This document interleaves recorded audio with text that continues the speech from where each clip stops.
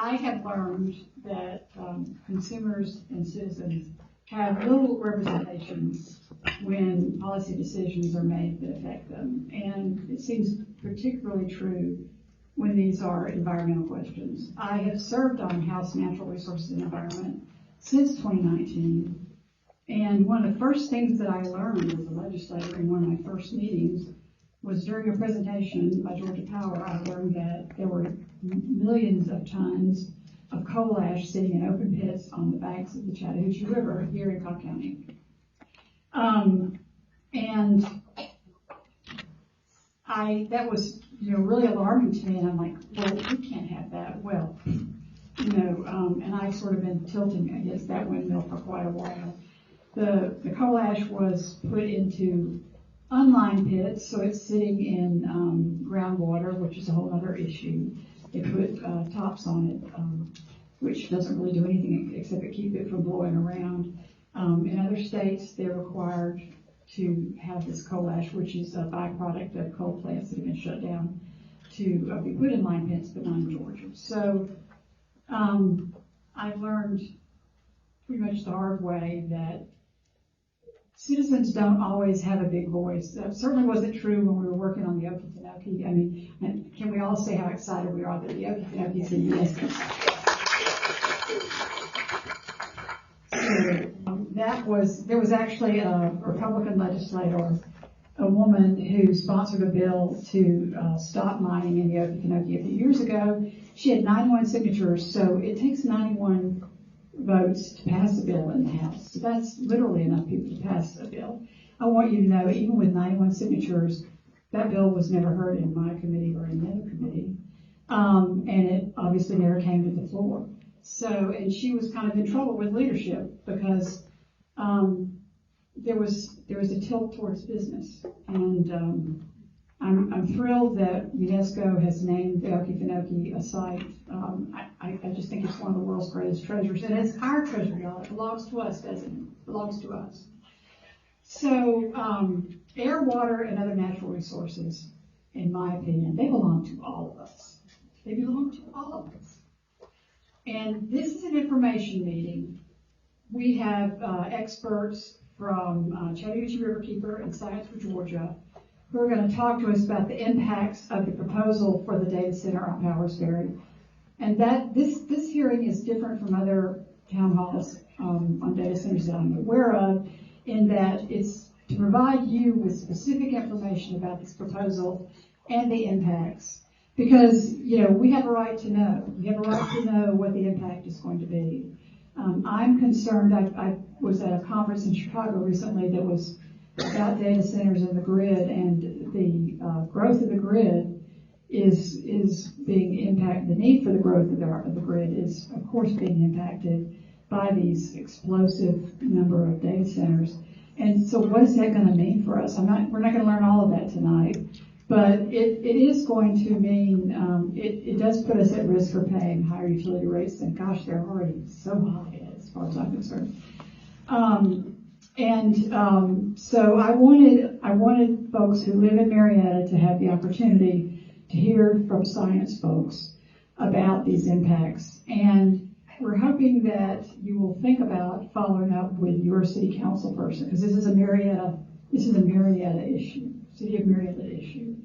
If you feel like you've heard something tonight which convinces you that this is not the best thing for your ward and our city, that you'll follow up with them. I want to say, Connie DeSico, where's Connie? Connie DeSico from Athena has helped me put this together. And she has helped set this up, which has taken a few weeks. And she'll be helping moderate this meeting and MC it. And I also want to give a big shout out and a thank you to Marietta Blue, the ladies in pink shirts, because they are volunteers and they're helping with details of this meeting. Yay, Marietta. And also Indivisible Cobb, another great organization. Where's Indivisible Cobb?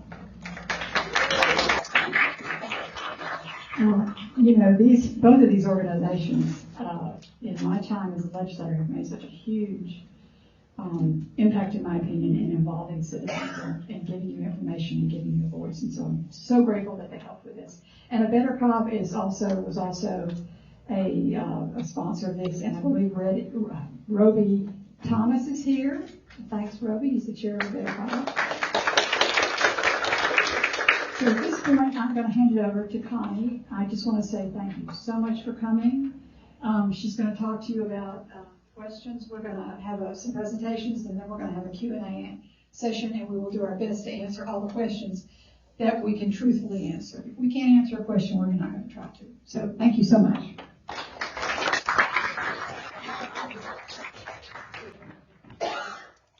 Hello, I'm Connie DeSico. I'm with Athena Coalition.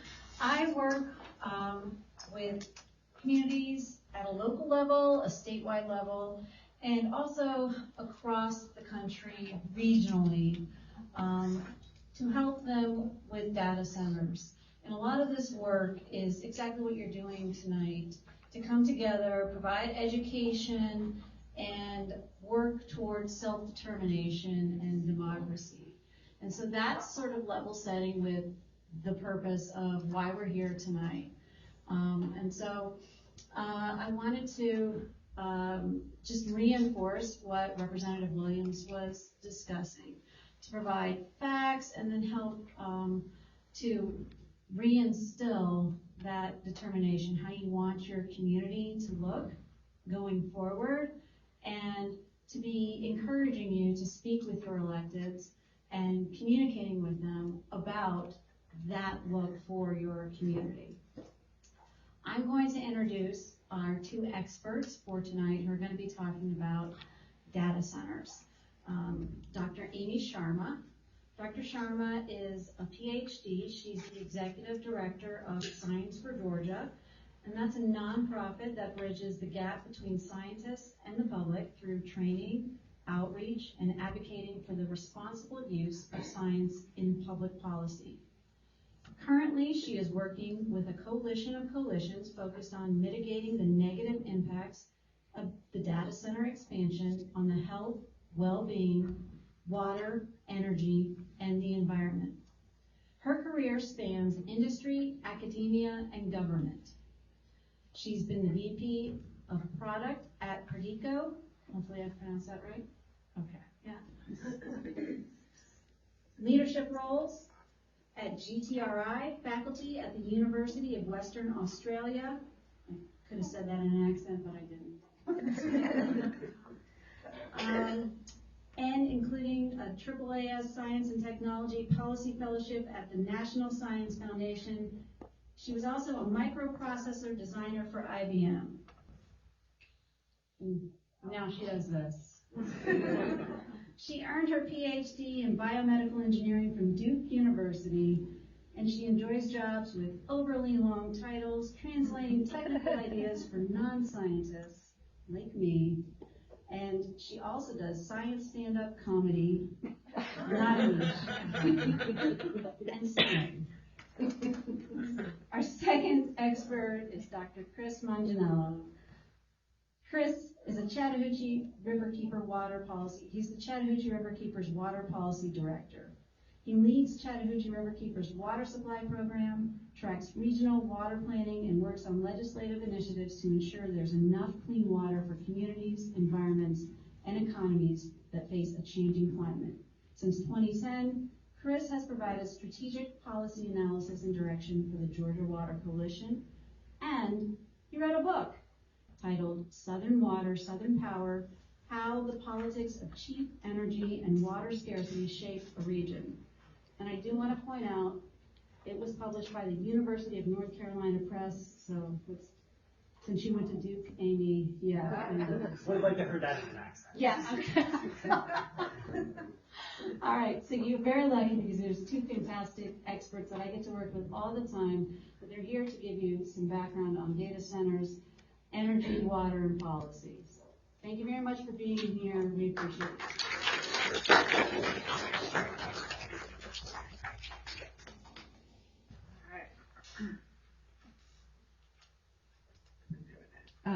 This is only where. Hi everyone. Welcome. All right, I'm Amy. This is Chris. It's going to be amazing. Okay, I have to shamelessly plug the nonprofit I work for because so does Chris too. By the way, we're legally required to. We are science communication training for university students and young professionals. So yeah, we teach students to stand in front of rooms and use words without screwing them up, as I am not doing a good job of yet. We do science outreach events for adults, so this counts. So does science stand-up comedy, so hopefully you'll come to one of those. And we are advocating to ensure science has a seat at the table. So yes, Chris and I have the wonderful, enviable position of explaining logic to your local policymakers. It works out really well. Chris is going to introduce the Chattahoochee Riverkeepers more seriously. Hey everyone, Chris, thanks for all being here. Thanks Connie and Mary Frances for organizing, appreciate it. Chattahoochee Riverkeeper, we're an environmental nonprofit conservation organization. We've been working in the Atlanta region since 1994. We work throughout the whole Chattahoochee River Basin from way up in the headwaters near Helen, Georgia, if you've ever been to Bavaria and Helen, all the way down through the city and Columbus, down to the Florida line along the Alabama border. We have, somewhere in the neighborhood of like 10,000 members, kind of spread all around the southeast, and we've got a bunch of different offices now. One up in Gainesville, our big office is here in Atlanta, over in Mableton, Riverview Landing. If anybody's been over there on Riverview Road, we are in that mixed-use development that went in over there on the river a few years ago. Then we've also got an office in LaGrange in Columbus. We do all sorts of different stuff. A lot of the work we do has to do with making sure there is enough clean water in the Chattahoochee River for everyone who needs it, all the communities. That is our primary mission and goal. We do that through water quality work. We have a few hundred volunteers that go out and collect water quality samples all throughout this river basin, help us kind of find problems like what you see pictured there, which is just a broken sewer line. We also have an education program. We have 2 pontoon boats. They take 20 to 40 kids out on Lake Lanier and West Point Lake, and so we can teach them about water cycle, how water works, where it comes from, where it goes, and then we also have like advocacy program, which is what I do a lot of. And so it's a picture of us. We had a bunch of citizen lobbyists down at the Capitol. We usually have a lobby day there with the Georgia Water Coalition, usually in February, March. Folks come down, tell them about all the issues that are important, tell them how to talk to legislators, and then send them across the street to go talk to folks like Representative Williams here. And so I invite y'all to think about taking part in that in next winter during the legislative session. I'm going to turn it back over to Amy, and she'll get us back on track.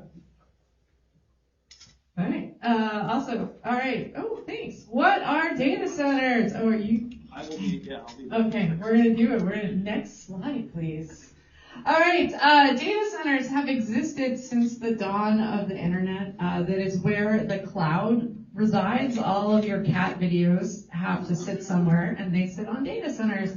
We all like a good Netflix and chill. That is also from data centers. All your banking information, cloud storage, backups, blah, blah, blah, data centers. But back in the day, data centers were mainly just storage facilities. They were just big racks and racks of hard drives doing their storage facility thing, which meant lots of storage. Storage is a very low energy intensive process for computers. They don't require a lot of energy. Most data centers before the explosion that took place about 2 years ago sat in the basement of office buildings. Maybe they were looked like a little office park. They were a really big deal. And we all kind of liked them. They were nice. I like backup storage. All right, next slide, please. What people are upset about are these AI hyperscale centers that are coming. These are the ones that are taking over the planet like locusts. I don't know if we need them. That's a philosophical debate, and it's only, what's today, Thursday? We're entirely too sober for that debate. But large language models, ChatGPT, Claude, etc., if you need a deep fake, if you need some AI slop, it requires an enormous quantity of computing power. You know when you're like sitting on your computer and you ask it to do something slightly hard and it's like the fans start spinning and it gets really hot. That it's thinking, right? And just like you, when you're thinking, you also get hot and the fans start spinning. That's why they're very energy intensive, and they require a lot of water, because when they're energy intensive, they're using all that energy. That energy makes them very hot. They're sucking in a lot more. They need water to cool them down and run the air conditioner systems and stuff. And so that is why we're all sitting here today. Because if they were the data centers of I like how we're calling 3 years ago now, but no one cared about them because they weren't really a big deal. These are the AI data centers are the ones we should all be freaking out about. All right, next slide, please. They're giant behemoths. They're huge. They're like football fields. They employ less than your average McDonald's. And as a state, we are falling all over ourselves. Not you guys in this room, but certain people in power are falling all over themselves to bring and offer economic incentives for something that has the economic impact of a McDonald's. And I love a cheeseburger. I'm not dissing on McDonald's, but McDonald's employs more people than data centers. Like, let's let that sink in. Also, the people that run data centers don't think humanity should survive. So they're trying to actively replace those 50 people with robots, right? So this is, again, back to the philosophical debates. Next slide, please. Maybe, I don't know. Chris, I know it's a PC. I don't know. What, dude? It's okay. Okay, we're gonna make this work. There we go. Oh man, that hurts. No. Yeah. Tell a joke, Chris.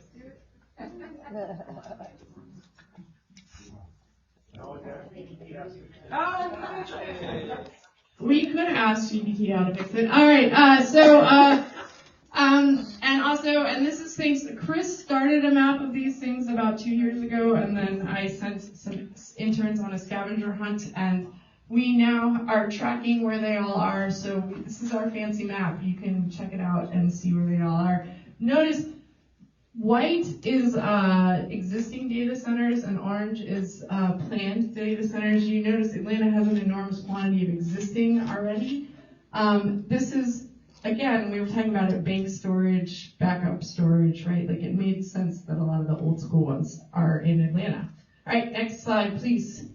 Oh, hey, there it is. So, as Amy was saying, there are a handful of these older data centers in Cobb County. There are probably about a half dozen of them.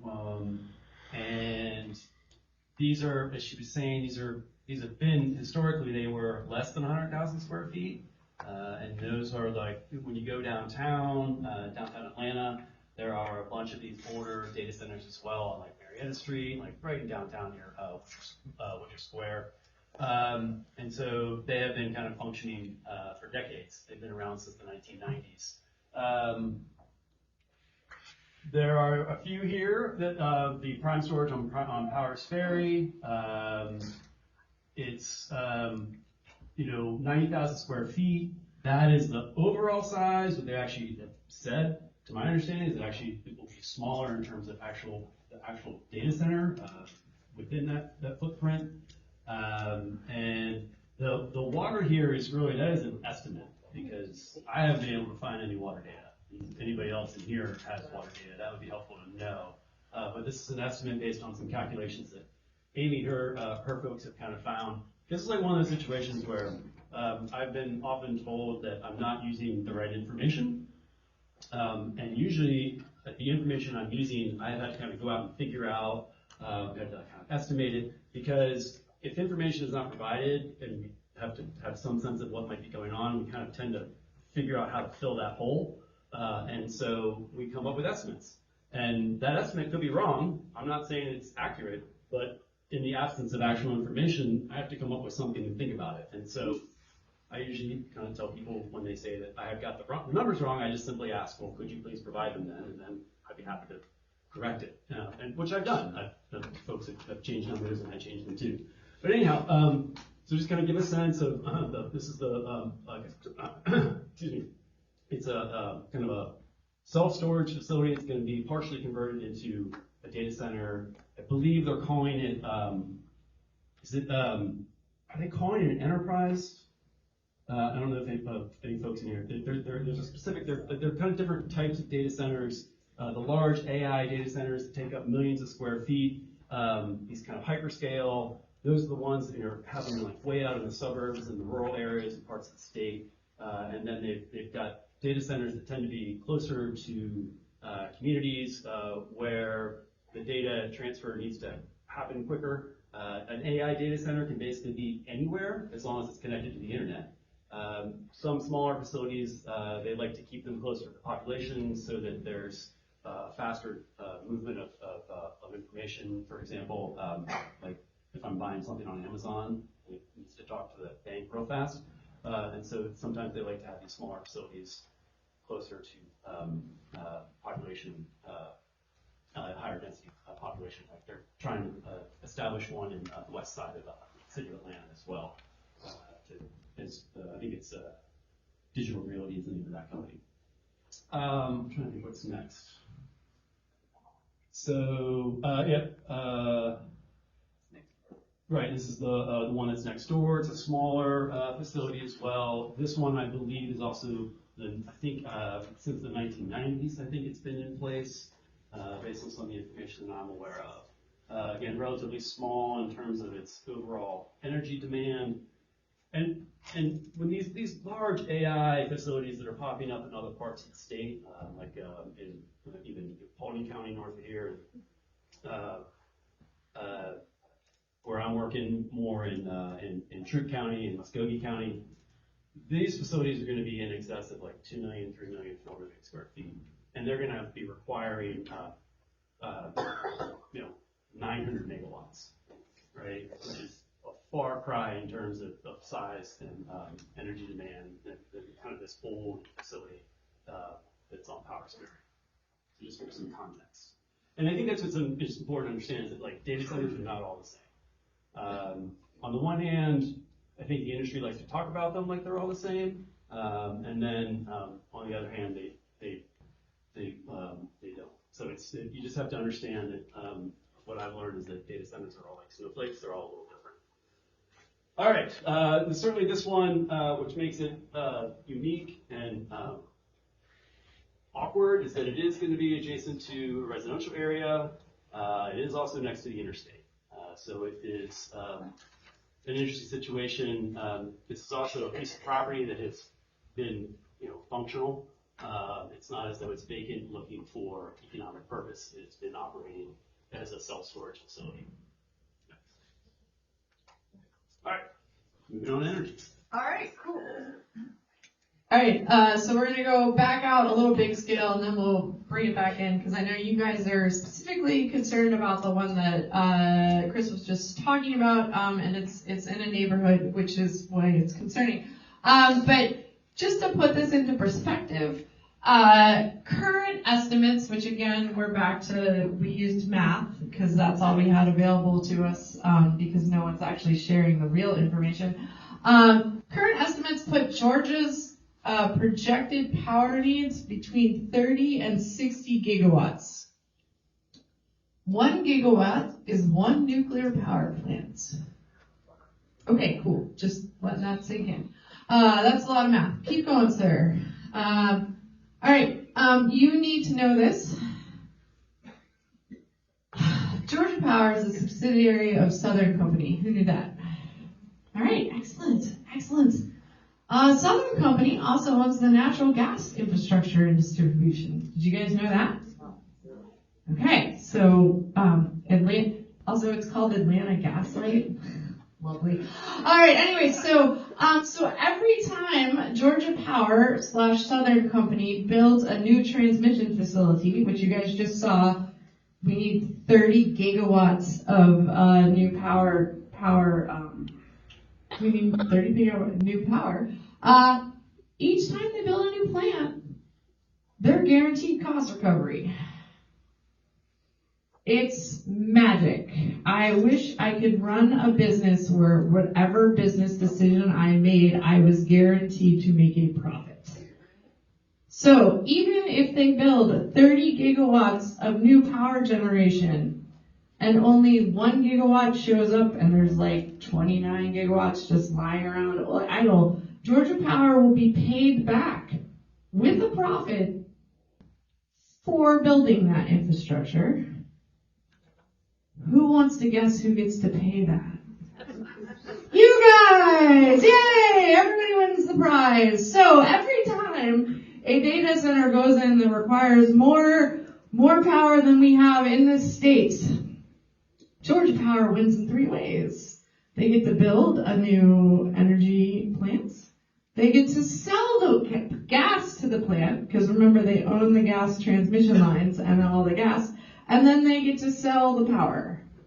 It's magic. I love it. All right, keep going, sir. All right, this is their, I don't know, keep going to the next slide. It's better. All right, right now we have about 17 gigawatts of capacity in the state.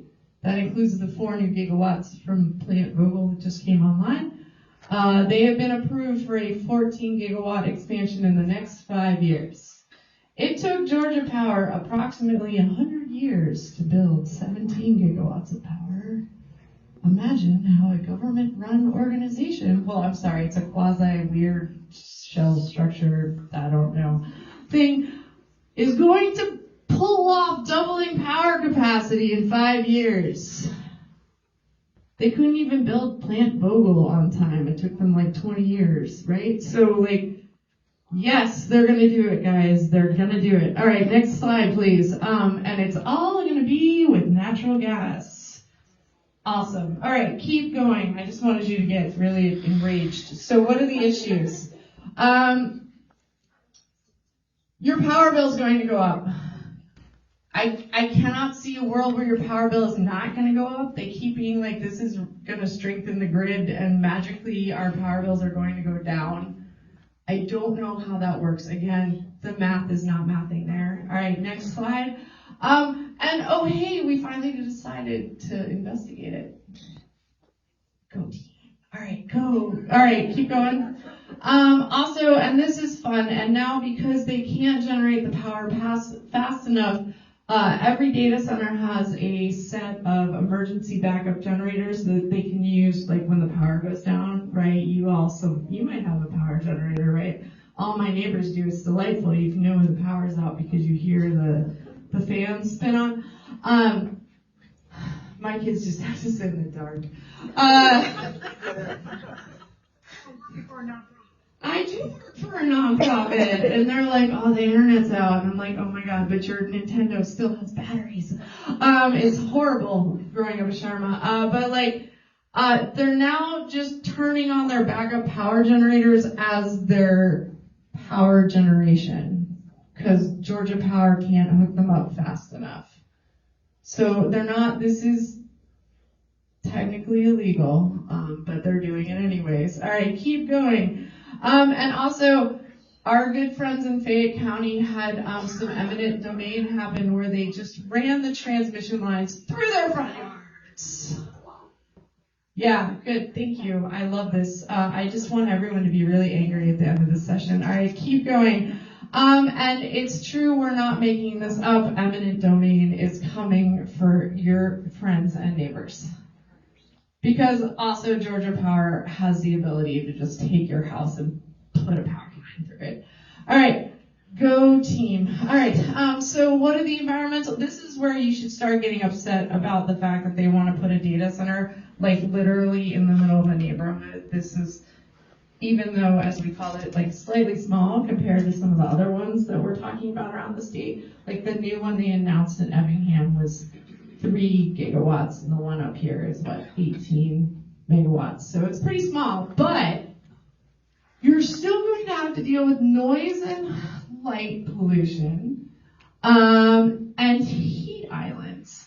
And so some studies have started to show that near these big powers, and this is a heat image, the effects can be felt as far as like 6 miles out from these things, like local heat. I know, right? It's the middle of summer and we've all just been to Walmart and we hate like how horrible the parking lot is there. Just double that. And just imagine living next door to that. All right. And when the power goes out, those generators will kick on, which is awful. And then also water resources. Anyways, and it's big picture. We're going to be generating how many gigawatts of power for our state with gas turbines. All right, keep going, sir. All right, and also, you guys get to be a part of something exciting tonight. Science for Georgia, working with our friends at Quiet Communities, just did a noise survey. We're very excited. This is the first time they've ever been shared in public. Keep going, sir. All right, so we surveyed 103 participants around the country. We reached out to people who live near data centers, and we asked them what's happening in their lives. 95% said they had had an adverse effect on their mental health. 90% said that it has had an adverse effect on their property value. And 87% have said it has had an adverse effect on their physical health. This is just living in proximity to a data center. All right, next slide, please. And then more importantly, could you hear the noise inside your house? And this is where it gets like fun in a horrible way. If you live less than 500 feet away, 90% of the survey respondents said they could see it. Great. 500 feet to a half mile, 88%. More than a half mile away, still 75% of people said they could hear the noise inside their house. That is horrific.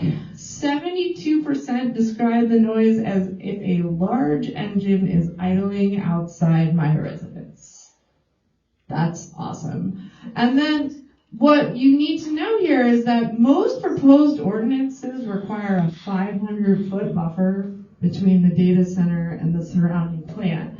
But as we see, you can still, a half mile away is 2,500 feet.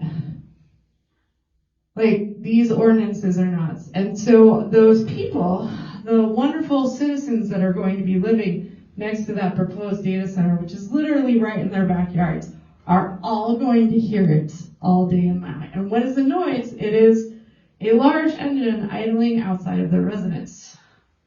Cool. That sounds great. All right, next slide, please. All right, so these people, they hear it in their house, and it's awful. 71% of them say it impacts their ability to rest or relax. So our home is our castle, but not anymore.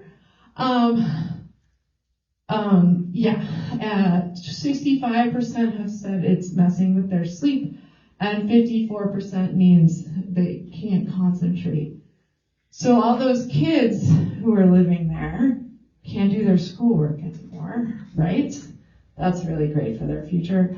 And these sorts of disturbances, this is your ability to learn a living, right? If you can't get a good night's sleep, you can't do well at work. You can't do well at school. If you're not getting a good night's sleep, that has been linked to cardiac problems. Like, this isn't just like, oh no, that sucks, right? Like, if you are constantly not sleeping, you end up really, really sick. So this is bad. All right, next slide, please. Okay. And also, this just happened. So Northern Virginia, which is like the mecca of data centers, this is a picture of what it looked like when they turned on their emergency backup generators. And they found that when these emergency backup generators happen, you're getting worsened lung and cardiovascular conditions, and at least 3 premature deaths every year. All right, next slide, please. All right, and we're doing this for what? Okay, so, and then they keep saying this is like a huge economic opportunity for our country. As everyone keeps, do you feel that, all right, cool. Next slide, please. A large majority of our economy right now is built on a house of cards, which is built on investments in these. This is the next real estate bubble, guys. This is horribly frightening. We all remember the .com. Well, maybe I don't know if there's someone in here who's 12, but like I remember it very vividly because I was graduating from college, and then I sat through 6 cycles of layoffs at IBM for the next 2 years because we were all excited about the internet. It was amazing. Yay! Everybody invested in all these stupid companies, and then everybody lost their jobs. And now we like the internet, right? Like it's good, it's part of our economy. It took us like 15 years for that to stabilize, right? So we are right now in that with the AI right now is like, oh, it's great, right? And then my doctor's office just switched to an AI scheduler who signed me up for 8 appointments in a 3-day appointment. And then the next day I got a very like exasperated phone call from a real human who was like, I don't think you meant to get 8. And I was like, I did not. I just wanted 1. I kept saying no to the time slots until it got to one I liked. She's like, okay, well, okay. So that's how good AI is doing for us right now, right? So like this, something's gonna happen, kids. All right, next one. And also now it's hacking itself. I don't even know what that means, and I do this for a living. But OpenAI that is hacking itself is the company that we are now putting into Effingham. Go team. All right. Chris. Okay, Chris is gonna tell you what it's gonna do to your water system. It's gonna be great, guys. All right. Talk a little bit about how water works. It's what I do most of my day job. This is how I got into data centers. Is trying to figure out how much water they use. And here in Cobb County, your water comes from either the Chattahoochee River or from Lake Allatoona. One of those 2 places. Cobb County Marietta Water Authority is responsible for withdrawing that water, treating it, and pumping it as a kind of a wholesale distributor to either Cobb Water or City Marietta or a couple other entities within Cobb County. But that is where your drinking water comes from, either from Lake Allatoona or from Chattahoochee River. It is treated. It is then pumped, and they use storage tanks. Not all systems are the same, but usually there has to be some level of pressure regulation in the distribution center. And so that treated water then goes to customers. It goes into my house, goes into yours, businesses, including data centers. All of the data centers in the state of Georgia that I'm aware of that are operating, all of them are getting their water from municipal water suppliers like the city or county water authority. There are a couple that have been proposed that may kind of withdraw their own water from groundwater sources down in South Georgia. But currently, all data centers that I'm aware of are all getting water from municipal suppliers. How much water is kind of variable. Again, it depends on how large the facility is, the cooling system that it uses. The kind of very water-intensive data centers are called, they use evaporative cooling. They have these large cooling towers. They use the water to basically kind of cool off the whole data center. They demand a lot of water. The data centers that are operating and proposed to operate, like some of the ones here in Cobb, they're talking, here people talk about closed loop systems. And these are designed, these systems they don't use as much water. They're supposed to be truly closed systems in which you can kind of think of it like the way the air conditioner works in your car, or your radiator works, or like the way like your refrigerator keeps things cold. Like these are truly closed systems. Of course, we know we have to put Freon in some of these, but nonetheless, they are closed systems. They are designed to be kind of self-contained, and they use less water, but they use a tremendous amount of electricity. And that's the trade-off. You can have a facility that uses more water and maybe not as much electricity, or you have one that's smaller and or using a closed loop system, which will use a lot more energy. So how much energy a facility uses is really, again, kind of dependent on the facility itself. How much, so just like me, just like any business, after we use water in our places of residence or businesses, all that water then leaves our homes and goes to a wastewater treatment facility. Cobb Water runs all of the wastewater management in Cobb County, and then discharge. They treat it. They have a permit issued by the state of Georgia, Environmental Protection Division. They treat it to a certain standard, and then they discharge it either back into the Chattahoochee River or into Alatoona. And then that water flows downstream, and another community uses it. Right? That is the way almost all water systems work in the state of Georgia, in terms of taking water from a creek or a lake, treating it, sending it to customers, taking the water back, treating it again, and then discharging it. What I've learned, as I've started getting, I kind of thought I'd figured out water, a lot of it, how much maybe they might be using, and then I realized I started getting lots of questions about the wastewater side, and I was like, oh, actually, that's a really good question.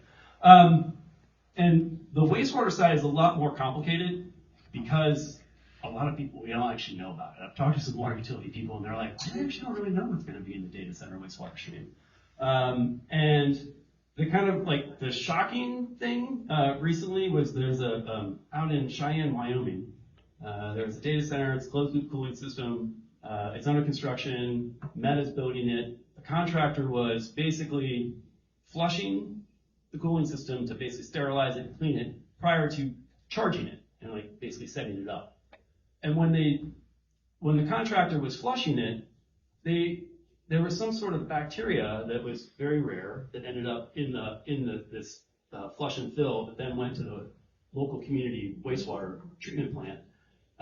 Treatment operators found it, they discovered it because they were doing their job and they knew what to do, which was in and of itself, I think, probably should be the top headline of the story, which is like, water supply staff actually, they did a great job and they figured this out. So anyway, they were able to trace this back to the Meta facility, and they had it kind of disrupted the local community's wastewater operating system, and the local community was now fining the contractor and the operator. So this is the only example I've been able to find. I've talked to other utility folks, and they didn't know about this, and so it is this kind of weird new area that I don't think even most utility operators have a full grasp on. A utility can require anybody that's discharging into their system to meet a certain levels of, they can have kind of all sorts of different levels of requirements and conditions. But part of that is also predicated on the operator of the data center, for example, or the contractor, to articulate what is going to be in the wastewater stream. And so then kind of knowing to ask the right questions from the utility side to get the right answers from the data center operator side is also really important. So again, this is kind of like something that is like totally new to me, trying to figure this out, but nonetheless is important because the last thing you want to do is to have the wastewater treatment plant get disrupted in a major way, which then influences what's ultimately discharged back into the river or Lake Alatoona. So this is, again, generally like where water, like data centers get their processed water inside wastewater. Next slide. When I talk about energy and water, we can talk, like, as Amy was articulating, like, Georgia Power has figured it out, like, they're going to build more energy.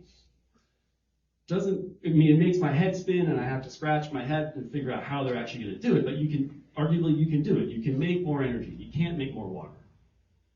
So the water side of this is important for that perspective. I get lots of questions about, like, well, how much water do the data centers use? And so I've tried to come up with some comparisons, like thinking about it in different ways.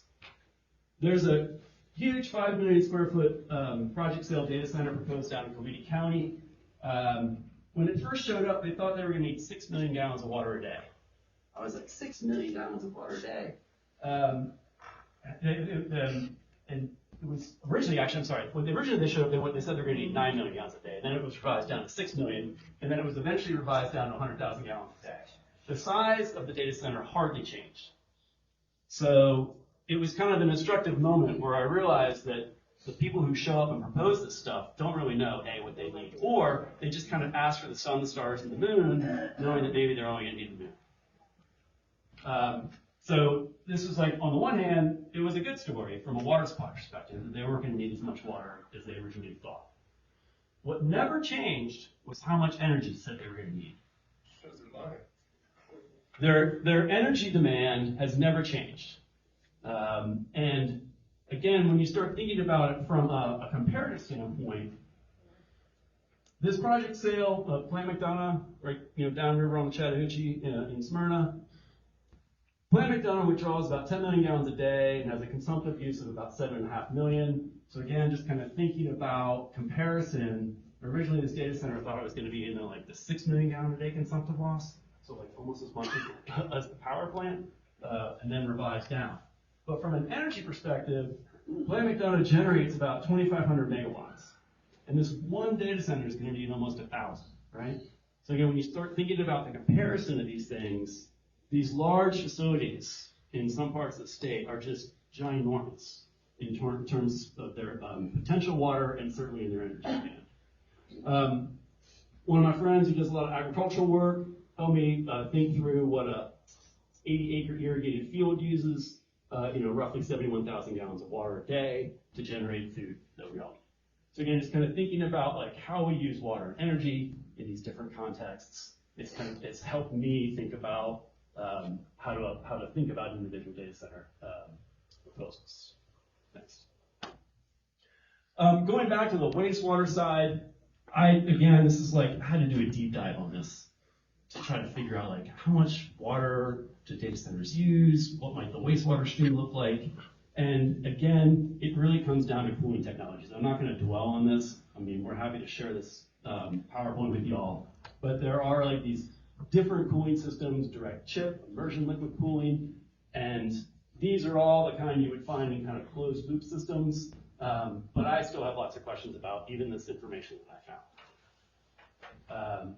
One is, I've kind of heard that maybe these closed loop systems, they have to be flushed every once in a while. I don't know how frequently. I don't know what happens to the material that they're having flushed. Does that come to the wastewater system? Does it have to be trucked off site? Again, I think it depends, but I don't know. Next. This is another way I tried to think about how to compare water use even in data centers. This is everything you see here listed here is basically, it has a permit from the state to withdraw water from, I think all of these are in the Chattahoochee.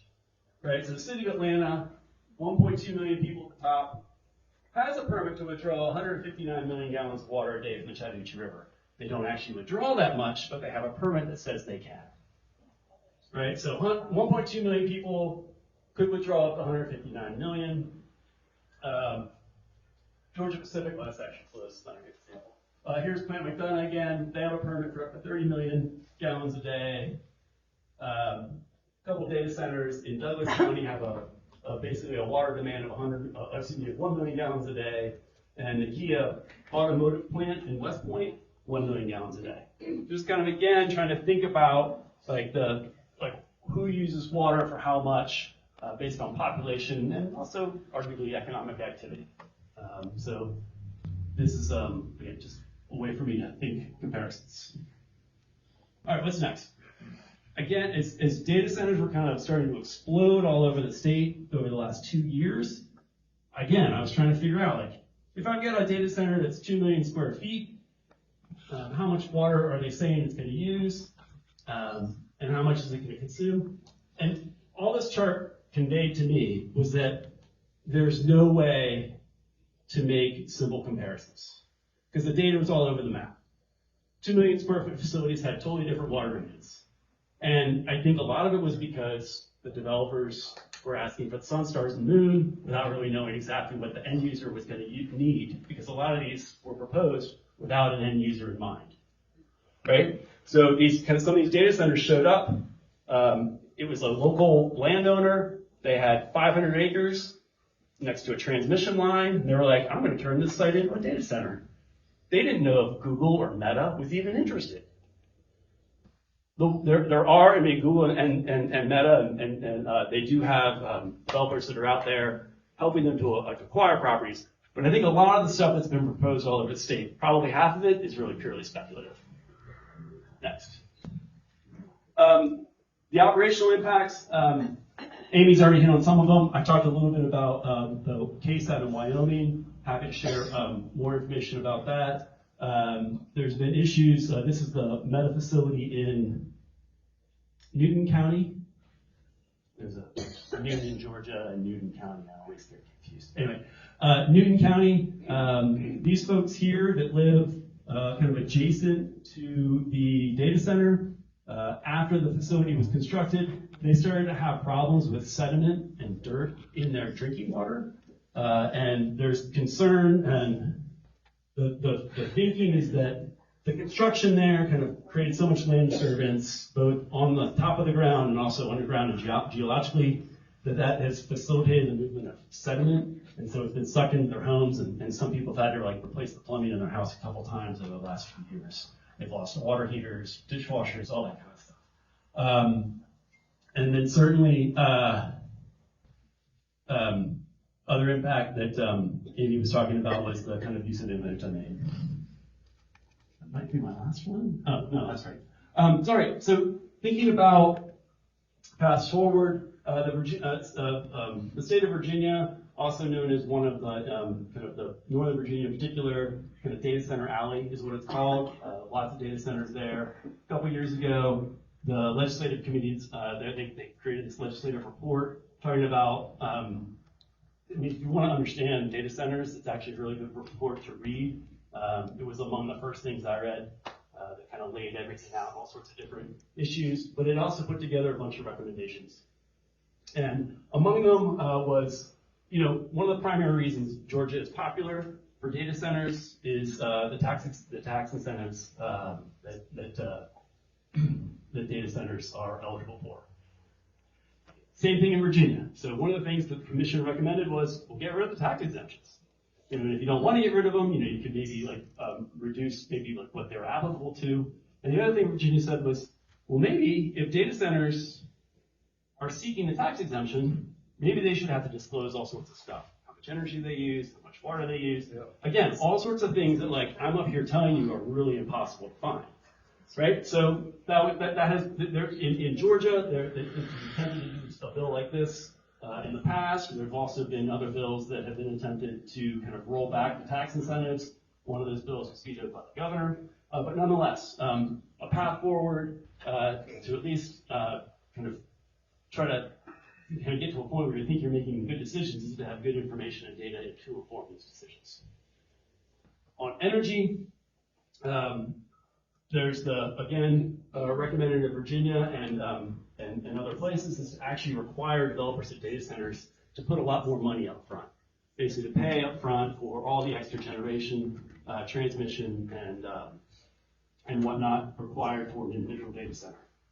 We worked with some legislators on that again with SB 34, which failed, and in Virginia, data centers are actually going to be paying 1.1 cents for every kilowatt a data center consumes. That's a new law that just went into effect in Virginia. I'd be curious to see how that unfolds. Next. Certainly pausing development is another path forward. There's been talk about moratorium at the state level. That has happened in New York with the governor there did an executive order. Texas has also got kind of a little moratorium in place as well. But in New York, they're going to do a statewide pause to kind of assess all sorts of impacts on data centers. And certainly at the local level, in Georgia, as many of you are probably aware, let's see, I was looking at this right before. So 159 counties in Georgia, right? By my count, 50, oh, wait, no, let's see. see, so of the 159 counties in the state, 52 of the counties have a data center either operating or proposed out of 159 counties, right? What other economic sector can say that, right? And every time I talk about data centers in Georgia, it's like everything about it is unprecedented, right? 52 counties either have a data center operating or proposed. Like, there's no other industry that can say that in Georgia, except maybe agriculture, close. But, of those 159, 78 counties or cities have some sort of moratorium and or new ordinance in place. And that's all within the last 2 years. I have been doing advocacy work for a dozen years in Georgia. And at no other time in those 12 years has there been that much legislative activity at the local level on any issue. I was talking to a friend of mine who used to work in New York, and he said that's what it was like with fracking in the Northeast. When he moved down here and we were talking about data centers, he's like, oh my God, it's like, it sounds like fracking. And it's true. I mean, it's so kind of the kind of unprecedented nature of data centers showing up all over the state has generated a tremendous organic local and community and grassroots response that I have not seen for any other issue in the state of Georgia. And so hats off to all the folks that are doing that work. It is outstanding. But yes, 60-plus day moratoriums and ordinances all over the place. When it comes to water, certainly within those ordinances that are developed during moratorium processes, they can certainly address water, energy, and other community impacts. Some communities are prohibiting evaporative cooling specifically. Others are recommending closed-loop cooling. There are kind of different ways to think about that language and why it matters.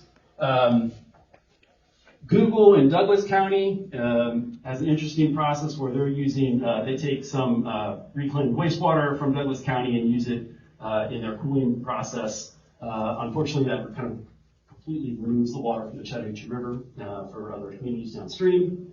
And so there are kind of all sorts of different paths forward, both at the legislative level and certainly at the local level. I have seen the most success at the local level and really encourage folks to continue working there. Next. All right. Let's see. I'm going to protect this since it's your slide. PowerPoint karaoke. All right, our good friend Hannah, who's also in the audience today, it's like the superstar. She has created a data center community organizing toolkit. It is amazing. It walks you through all the steps of things that you need to do. Science for Georgia has our data center map, which is quite helpful in figuring out where things are. We also have some energy burden resources available as well. So there's a lot of information out there for you guys to get going. In that toolkit and on that website are also links to sample ordinances, links to sample moratoria, things that are like a listing of what should go into an ordinance and things like that. So we have all of those available for your resources. Next slide, sir. All right, and this is Connie's slide. We're done here. Connie! There you go. Thank you.